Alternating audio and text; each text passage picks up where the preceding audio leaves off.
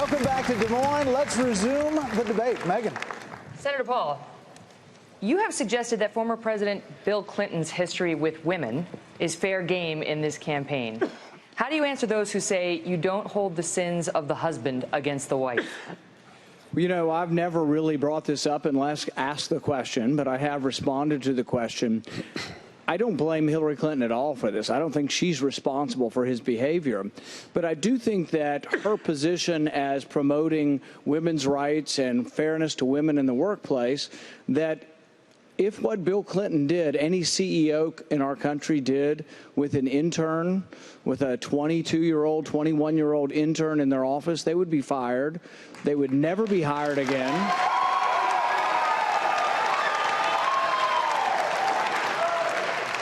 Fired, never hired again, and probably shunned in their community. And the thing is, she can't be a champion of women's rights at the same time she's got this that is always lurking out there, this type of behavior. So it is difficult. Of her husband's. Yeah, but I combine this also with the millions upon millions of dollars they've taken from regimes in the Middle East who treat women like cattle. We have another question from one of YouTube's top creators. Here it is.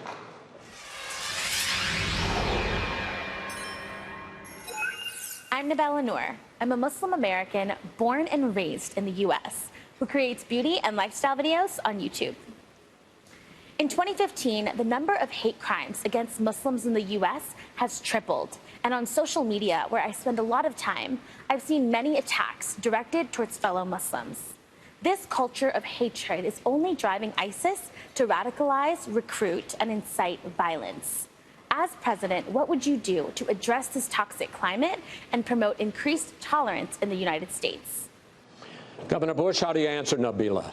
Well, first of all, I think it's important that when we're running for the highest office in the land, that we recognize that we're living in dangerous times and we have to be serious about it, that our words have consequences.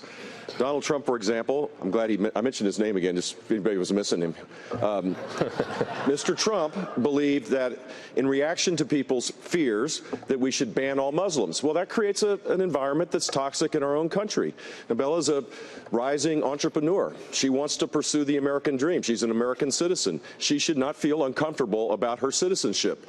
She's not the threat. The threat is Islamic terrorism. We need to focus our energies there, not these broad blanket kind of statements that will make it harder for us to deal with ISIS. We need to deal with ISIS in the caliphate. We need a strategy to destroy ISIS there. You can't do that without the cooperation of the Muslim world because they're as threatened as we are. And so I think it's important for us to be careful about the language we use, which is why I've been critical of Donald Trump. Disparaging women, disparaging Hispanics. That's not a sign of strength. Making fun of disabled people, we're never going to win elections if we don't have a more broader, unifying message. Governor, thank you. Senator Cruz, change of subjects. You've called for an end to the renewable fuel standards, which mandate that refineries blend biofuels, including ethanol, into gasoline. As you well know, ethanol is a big industry in this state, $10 billion a year. Last week, Terry Branstad, the popular governor of Iowa, who is in the hall tonight, said that you're bankrolled by big oil and that Iowa voters would be making a mistake supporting you. Why should those voters side with you over the sixth-term governor of this state, sir? Well, Chris, I'm glad to discuss my views on ethanol and energy. I think God has blessed this country with enormous natural resources, and we should pursue all of the above. We should be developing oil and gas and coal and nuclear and wind and solar and ethanol and biofuels. But I don't believe that Washington should be picking winners and losers, and I think there should be no mandates and no subsidies whatsoever. And indeed, my tax plan that I've introduced, it's available on our website. It's a simple flat tax for everyone. It'll produce enormous economic growth, and it eliminates every mandate, every subsidy, so there's no subsidies for oil and gas, no subsidies for anyone. Now, it is true that there are a bunch of lobbyists and a bunch of Democrats in this state spending millions of dollars trying to convince the people of Iowa that I somehow oppose ethanol. It's not true.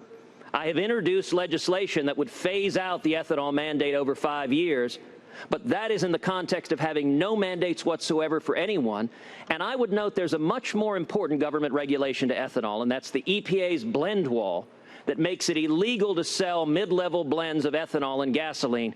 I will tear down the EPA's blend wall, which will enable ethanol to expand its market share by up to 60%, all without mandates, all without any government mandates whatsoever through the marketplace. And I'll note finally, Chris, there is a reason that Iowa's Congressman Steve King, perhaps the fiercest defender of farmers in this state, is chairing my campaign, because he understands that I'm committed to a fair and level playing field for every energy source without lobbyists and without Washington picking winners and losers. Dr. Carson, I'd like to ask you about exactly that issue. Where are you on the mandatory ethanol standard? And precisely this question: should government be in the business of picking winners and losers, or should it be left to the marketplace? Well, as anyone knows who's been listening to me, I'm very much against the government being involved in every aspect of our lives. Last year, there was an additional 81,000 pages of government regulations. If you stack that up, it would be a 3-story building. This is absolutely absurd. And they've insinuated themselves into everything. Now, as far as the renewable fuel standard is concerned, certain promises were made, certain government contracts were issued, which extend all the way into the year 2022. And I believe that it's probably unfair to withdraw the rug, because people have invested money, people have invested a lot of energy into that. But, we are blessed with tremendous energy in this nation, and we need to be talking about new sources of energy. 70% of our population lives bi-coastally. What about hydroelectric power? We can develop that. We have so much natural gas now, and we can liquefy it, and we can transfer it across the seas. We can make Europe dependent on us instead of Putin, put him back in this little box where he belongs. Those are the kinds of things that we ought to be doing, and, take advantage of the tremendous opportunities in energy that God has given us, not get involved in these little petty arguments, and we can get a lot of them out if we get the government out of our lives. Doctor, thank you.